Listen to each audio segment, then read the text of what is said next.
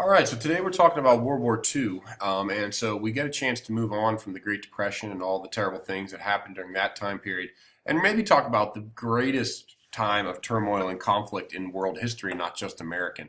So when we talk about the World War II, understand that the Great Depression and World War II are inherently combined together because as we were mired in the Great Depression, a lot of Americans looked back at World War One and blamed the Great Depression on the fact that we had ever gotten involved in World War One. A lot of people felt like our we got over expanded too fast, that we got too involved in international relations, and that it was a mistake for us to do that. And so during the 1930s, while we were mired in the Depression and we were dealing with protective tariffs and whatnot, America passed what was called a Neutrality Act.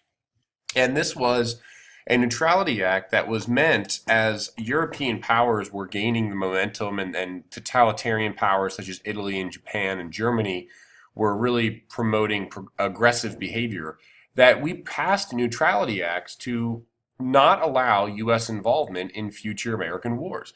The act stipulated that when the president declared that when there was a war, that there were a lot of restrictions on what Americans could or could not do, and you'll see these down here. Americans couldn't legally sail on a belligerent ship. That's reflecting the fact that it was the Lusitania that got us involved in World War One. They couldn't sell war supplies, and they couldn't make loans because we didn't want to be financially caught in Europe's problems either. So there are a lot of reasons for that are all understandable, but neutrality in a lot of ways by the 1900s isn't really a policy that is reflective of the modern world that we live in. And so in a lot of cases, the Neutrality Act only strengthened other countries because as we try to live in isolation down here, the rest of the world was really, in a whirlwind, and we refused to help for many, many years. So when we look at World War II and we look at the different causes, there are many and several, a lot of which we don't get a lot of chance to get into. Certainly, I talked about the aggression by the Axis powers, which what they're going to be called in World War II. You might remember in World War I, the losing side was called the Central Powers. In World War II, it's going to be Axis. Another reason was nationalism. Nationalism is not a new concept, but it's the idea that your nation is supreme to others, and all of the Axis powers, particularly Germany, are going to exhibit nationalist tendencies.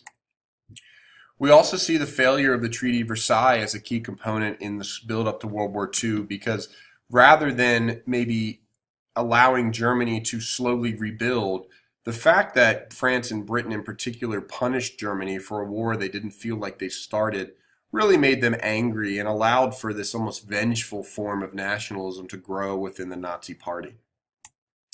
D is the weakness of the League of Nations. The fact that the United States never joined the League of Nations and therefore didn't really have Hitler be worried about maybe a reaction by the League of Nations allowed him to take advantage of weakened countries of France and Britain and other surroundings. But then where I want to spend a little time today is appeasement. Appeasement, when you appease somebody, you do things to make them happy, even if it's what you don't think is best. Typically when we look at appeasement, it has to do with, maybe a parent trying to appease a child who's screaming in a restaurant by giving them whatever they want, or giving them, a cookie if that's what they wanted. But when it comes to appeasement in World War II, the reason why we call it a cause is because during the 1930s, as Hitler was growing in power, he did a lot of things that were illegal under the Treaty of Versailles. He attempted to take the Sudetenland, which was an area taken from him by France, and then Britain and France kind of said, all right, Hitler, please just don't do that again, and we'll be good on it. And they shook on it. And then later on, he took back a piece of land called the Rhineland. And Britain's Prime Minister Neville Chamberlain met with him and said, hey, Adolf, maybe you shouldn't do that, bud. But to no avail. And it wasn't until Hitler had already taken almost everything he needed that Britain and France finally said enough was enough. And so appeasement is an act of trying to make things better, but in reality, you're only fueling the fire for someone as aggressive as Hitler. And then our final cause is U.S. isolationism. The sheer fact that the Axis powers did not have to worry about U.S. involvement at the very beginning gave them confidence that they could win this war, and in a lot of ways, appeasement is the European policy, but isolationism for the U.S. was just as big of a factor in allowing the rise of the Nazi Party and the rise of the Japanese power in the Pacific. So let's get into the actual war, okay? The whole war starts in the summer of 1939 when the British and French, who realized that appeasement was going to fail them at this point, tried to go over to their old friend, the Soviet Union, and secure a treaty or a mutual defense that would benefit both of them and basically reinstall the old alliances that they had during World War I. Well, much to their surprise, instead of the Soviet Union working with Britain and France, in late August, the Soviet dictator, Joseph Stalin, who you see here on the left, decided that instead of aligning himself with Britain and France, he was going to align himself with Hitler himself. And they signed a Soviet non-aggression pact. Now, pay attention to the wording here. This is not a treaty.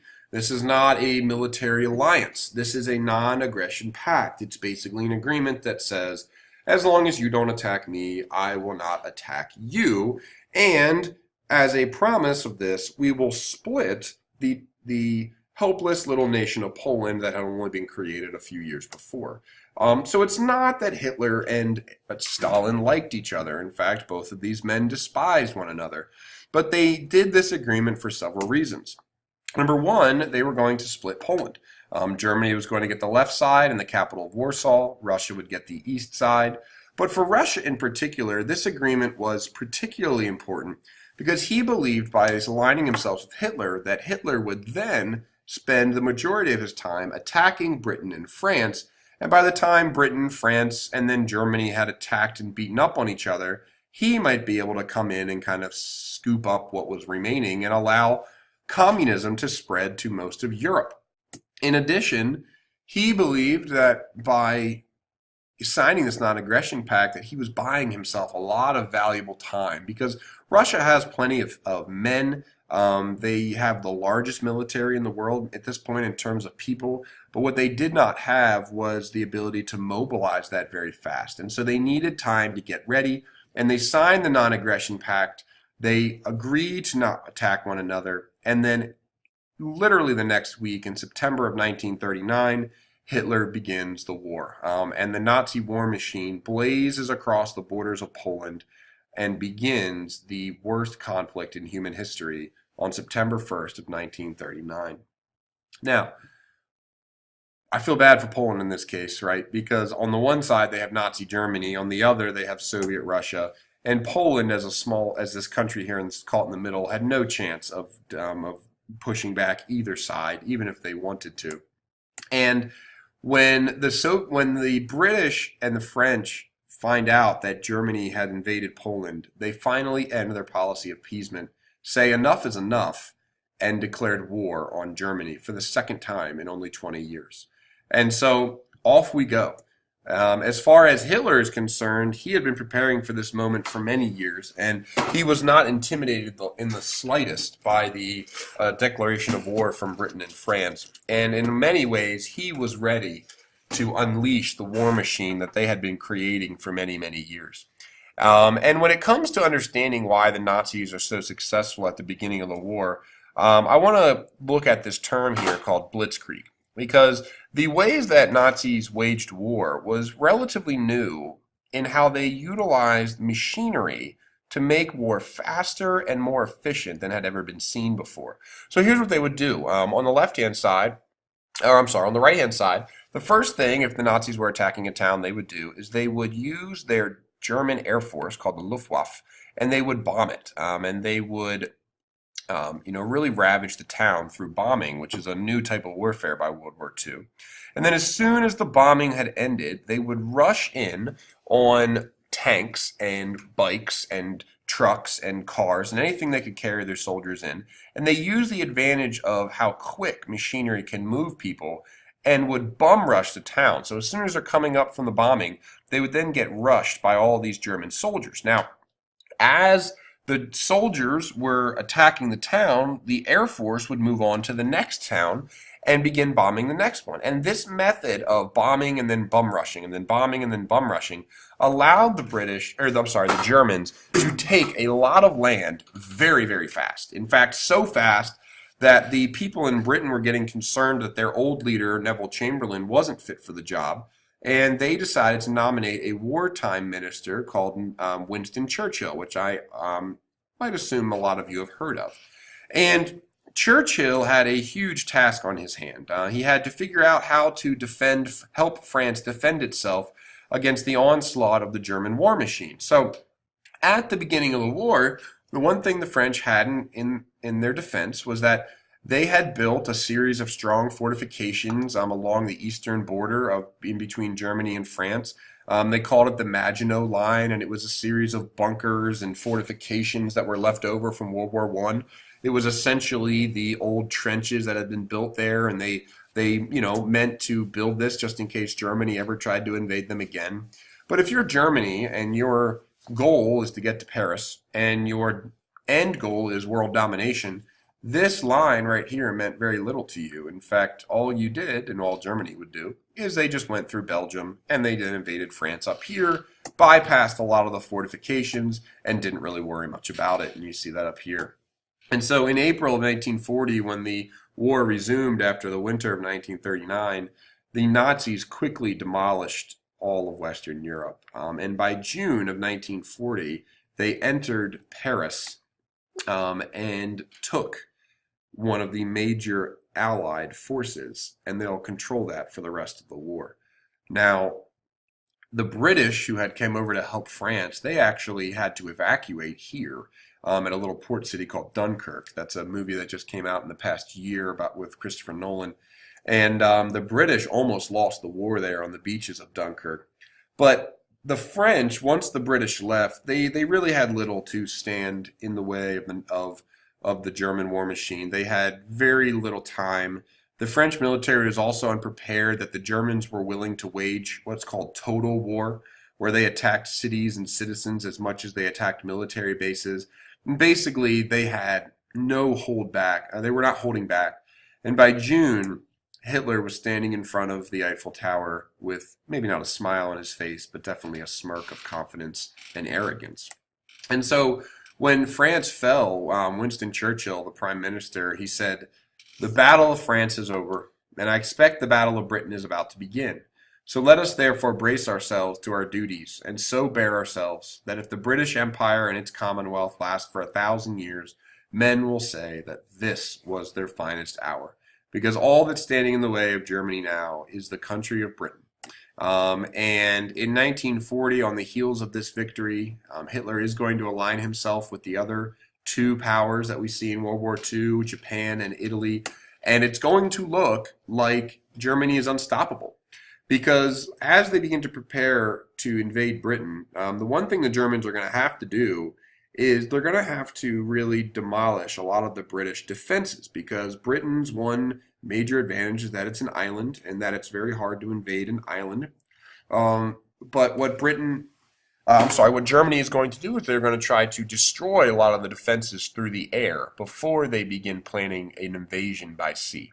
So what the Battle of Britain is going to be, and what's really neat about this, is that it's the first all-air battle in world history. Make sure you write that in your notes, okay? And it's fought between the German Air Force, called the Luftwaffe, and the British Royal Air Force, or short, called the RAF. And for 9 months, the Germans bombed the English countryside, and they bombed London, and they bombed the homes, and they bombed the towns and the cities, and it was continuous, and it was at night, and it was awful, and it was terrible. And it was during this time that the British really felt like they were on their own, that they were out on a boat somewhere and nobody was going to save them. If you've ever seen the shirts that say "keep calm and carry on," that phrase was created as British citizens were forced to sleep under the subways during bombing raids. And you see here in London, as their city was crumbling up above them, it was a terrible, terrible time. You imagine trying to live your daily life and at times running into the subways to escape potential death. It was awful. And, Britain cried out for help to the world community, and they looked particularly at the United States and said, "Why aren't you helping us?" And so in 1941, FDR decided, with the support of Congress, to pass a new act and to get away from neutrality and signed the first step to getting involved in the war, called the Lend-Lease Act, very important for our peace. And this allowed the United States to begin lending supplies to Britain, not guns, or not sons, but guns. And Roosevelt said that in many ways, this was like lending a hose to a neighbor whose house is on fire, that it's just common sense that you help the countries you align yourselves with and you fight back against the ones who are not. And he called us the great arsenal of democracy, that this is our role, that we should be involved. But this wasn't a military declaration. This was an economic declaration. This was our want to try to help Britain to get back on their feet and hopefully win this war before we ever had to get involved. Unfortunately, even though the Lend-Lease Act is going to be very powerful, it is not going to be enough on their own. And later that year, in 1941, we will enter the war, but for a completely separate reason altogether. So that is Notes A. Please answer all the questions that you need. And next, you'll be working on your maps in class. Thanks, guys. Have a great weekend.